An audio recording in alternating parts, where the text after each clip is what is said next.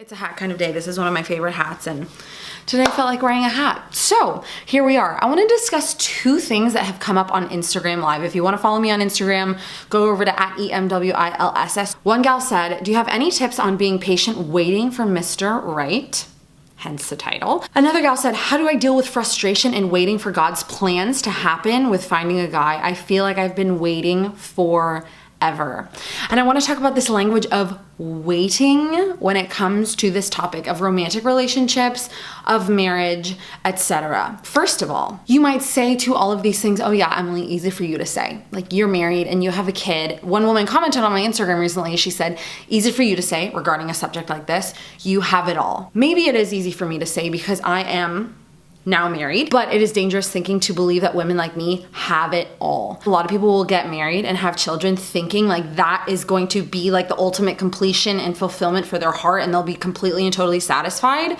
That's not the way it works. And that has left a lot of people who believe that it's gonna complete their heart and complete their life really dissatisfied and really disappointed. Branching from that, just because I'm married doesn't disqualify me from being able to talk about being a single woman. And I think that's really important to understand.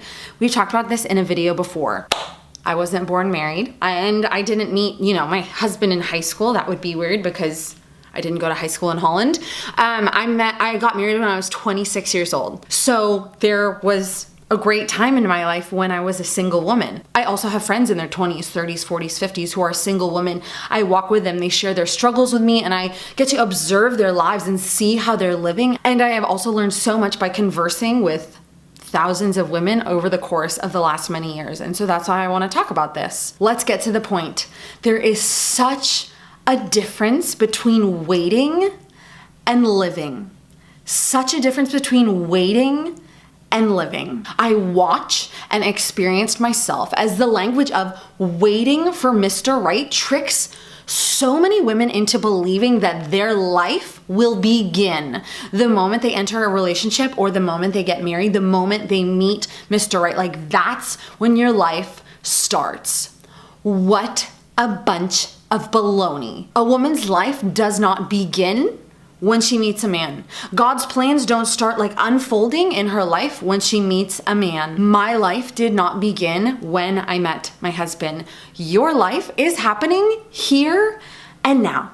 Right now, God's plans are unfolding in your life, and each woman gets to choose the mindset she takes into every day regarding this topic of romantic relationships and this desire for relationship or for marriage that you may have. We get to choose whether we are going to have the mindset of waiting or the mindset of living. Does that mean that you squelch or try to suppress these desires that you may have to be in a relationship or to be married? No, this is not about squelching our desires. It's about choosing the mindset with which we live with those desires in our hearts. It means that we don't sit at home just pining away, waiting for something to happen, believing like, oh, my life will begin then. I'll finally be happy when I have a boyfriend. I have another video on that. I'll finally be happy when X happens, which is kind of in the same vein here.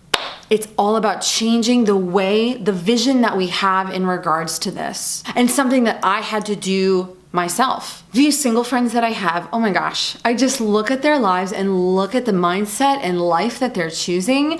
I have so many friends who are choosing to live rather than wait, and it's massively beautiful. I know a woman who saves up all her fun money to go on whatever pilgrimage she wants to go on. I have a friend who in her late 20s was like, you know what, I've always wanted to play the cello, and so she started taking cello lessons. I know another woman who always wanted to take jazz dance lessons, and she's like, you know what, I'm gonna get out there and I'm gonna take jazz dance lessons, and I really don't care if I'm good or not. I've always wanted to do it, so I'm gonna go do it. I have friends who are working up the ladders at their companies, enjoying their work and thriving in their workplace and really finding ways to live out God's call for their lives in their work. Does that mean that these women that I know, these women that I've talked to, these friends that I have, don't desire marriage? Not at all. But they don't let that desire like paralyze them or cause them to stay home and think those thoughts. Oh, if I only had a boyfriend. They get out there and they live and they live and they live. And it's amazing to watch and an inspiration to all of the people around them. I talked about this topic in February of 2018 on Instagram, and I asked women to comment about how they live beautiful, fulfilled lives as single women, the comments are amazing. You can go over there and look at it if you want to. The responses that women gave were amazing about the ways that they're serving in their communities and they're loving people and the hobbies that they're taking up and the ways that they're learning to grow in confidence in themselves, not for a relationship, but because they want to enjoy a full life as a single woman. It's also important to think about that I don't just like try to better myself or try to grow in all these different ways for a relationship or for a marriage, that I do all of those things because those are good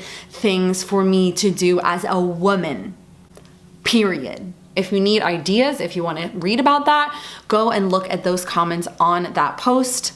It might be helpful for you. All of us could spend our whole lives waiting for the next thing, to have a baby, to buy a house, to get this job, to have this, that, whatever, and so on and so forth. And we could all spend our lives waiting, and it will leave us bitter and dissatisfied because we will always be looking to the next thing rather than saying, how can I live here and now? I wish when I was a single woman, I would have traveled more for fun. I traveled for speaking and for leading worship around all different kinds of places, but I wish I had traveled more for fun. There are opportunities for you to get out and live a big, bold, beautiful life. There are opportunities for you to thrive, and each of us gets to choose it when we are a single woman, no matter what timeline that may look like. And I get that that might be cheesy for some people, and I get that you still might be saying, Emily, easy for you to say, but I want to encourage you in this. Memento mori. Daniel said it in one of my, I forget which video it was, remember your death. Remember that today may be all each and every single one of us have. So how am I just squeezing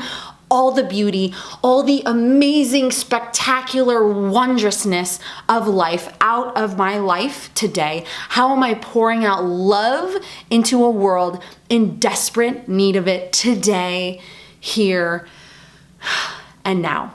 I want you to get out there and live your big, bold, beautiful life. Stop waiting and start living.